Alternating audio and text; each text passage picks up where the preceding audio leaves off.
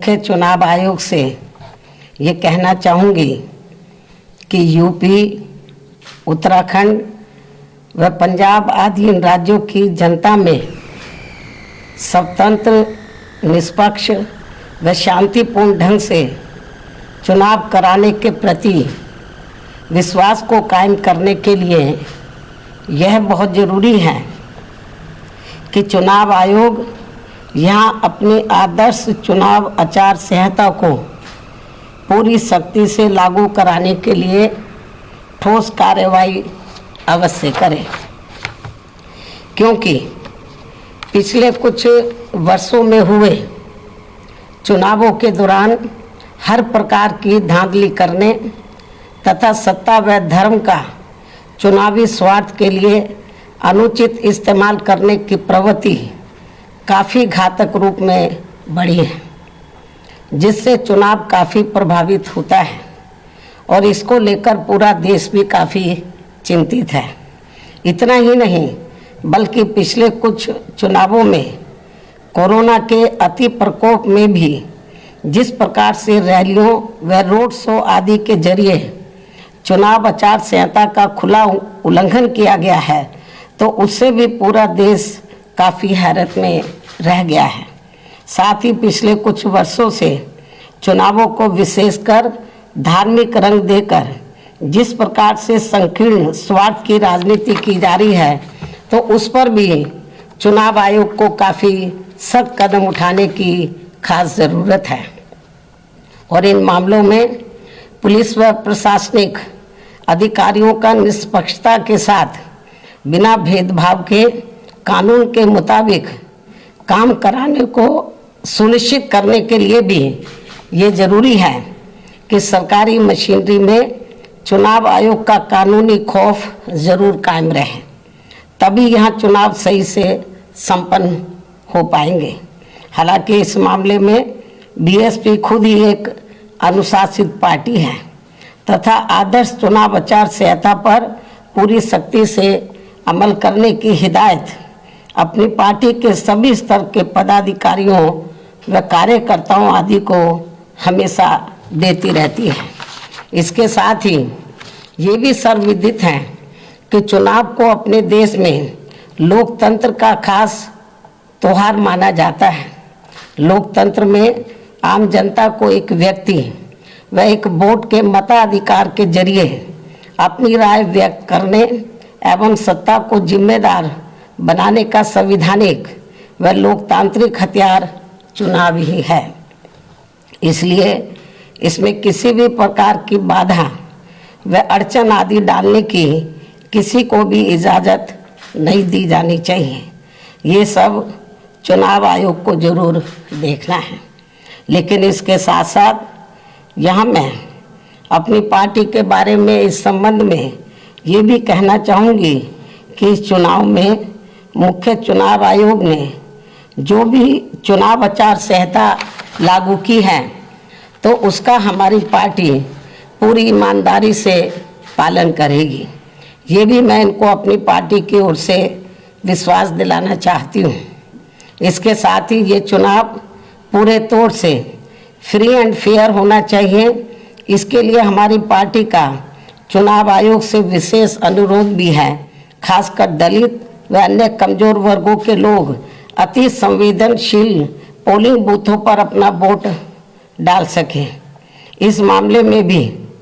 चुनाव आयोग को काफ़ी सख्त कदम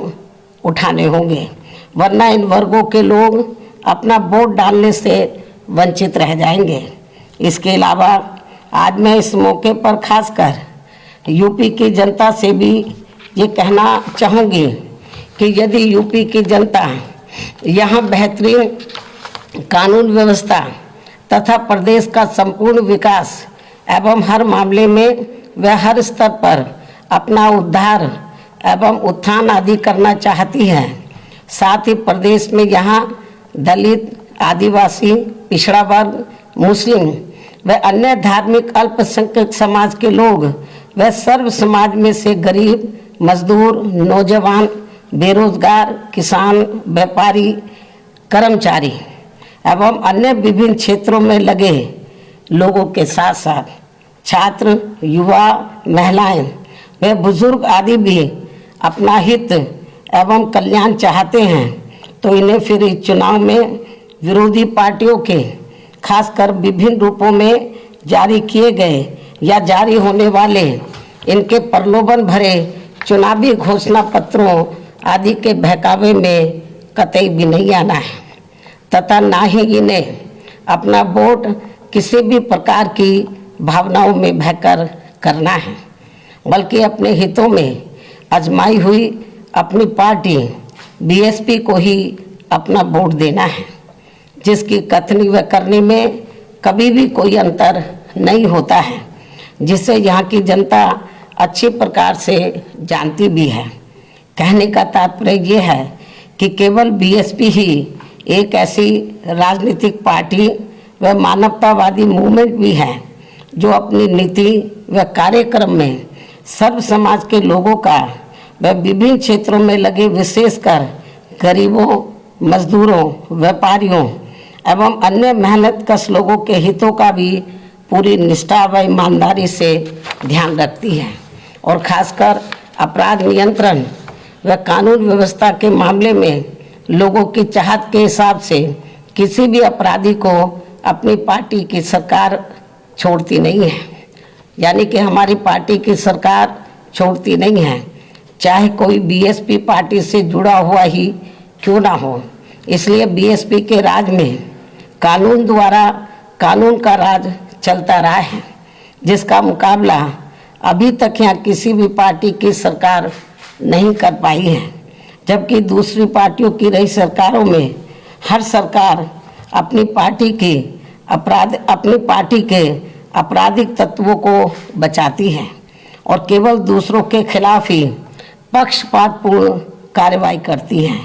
जैसा कि यूपी में वर्तमान बीजेपी की सरकार में भी हमें काफ़ी कुछ देखने को मिल रहा है, जिस कारण ही यहाँ अपराधियों का अभी भी जंगल राज चल रहा है और जनता बुरी तरह से त्रस्त है। हर जाति, हर वर्ग के लोग काफ़ी दुखी हैं, और इस सरकार में खासकर अपर कास्ट समाज के जो एक तबके के लोग हैं, वो तो सबसे ज़्यादा दुखी हैं, जिन्होंने पिछले चुनाव में बढ़ चढ़कर बीजेपी को अपना वोट दिया है। इसलिए ऐसे में इस बार चुनाव में यहाँ बीजेपी की सरकार अपनी सभी कमियों की वजह से जरूर सत्ता से बाहर हो जाएगी, बशर्ते यदि चुनाव में इन्होंने सरकारी मशीनरी का दुरुपयोग नहीं किया तथा वोटिंग मशीनों में भी कुछ गड़बड़ी आदि नहीं की। और हम चाहेंगे कि चुनाव आयोग इन सब मामलों में अपनी सख्ती ज़रूर करे। इसके अलावा मैं ये भी कहना चाहूँगी कि प्रदेश में यहाँ एक पार्टी ऐसी भी है जो दूसरी पार्टियों के निकाले हुए लोगों के सहारे व अनेकों पार्टियों के साथ गठबंधन करके इस चुनाव में 403 में से 400 सीटें जीतने का सपना देख रही है। और अब इनका ये सपना भी दिनांक 10 मार्च को जरूर हवाई होने वाला है।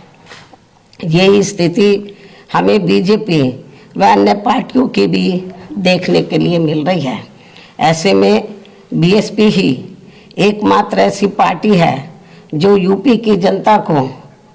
जो खासकर यूपी की जनता को यहाँ सर्वजन हिताय व सर्वजन सुखाय की नीतियों पर